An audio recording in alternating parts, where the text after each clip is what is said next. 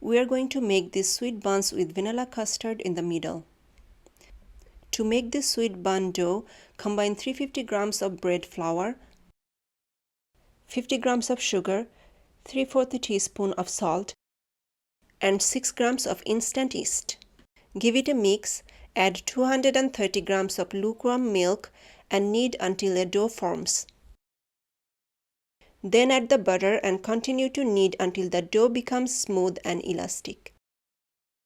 This should take about 15 to 20 minutes by hand or 10-12 minutes with a stand mixer. The dough should be soft and slightly sticky but manageable. Place in a bowl and cover it with a damp paper towel. Let it rise in a warm place for about an hour or until doubled in size. I put it in the oven at 35 degrees Celsius. I also place a wet towel at the bottom of the oven to create humidity. In a saucepan, mix together the custard powder, sugar and a small amount of cold milk to make a smooth paste. Then add more milk and cook over medium heat, whisking constantly.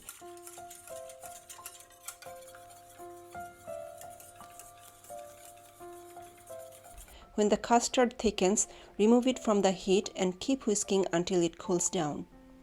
The custard should be at a pipable consistency when it cools down. If it looks too thick after cooling down, whisk in some more milk to thin it out. Once the dough has risen, punch it down, divide it into 8 to 10 equal portions, and shape it into smooth balls. Cover in a plastic wrap for about 10-15 minutes before proceeding.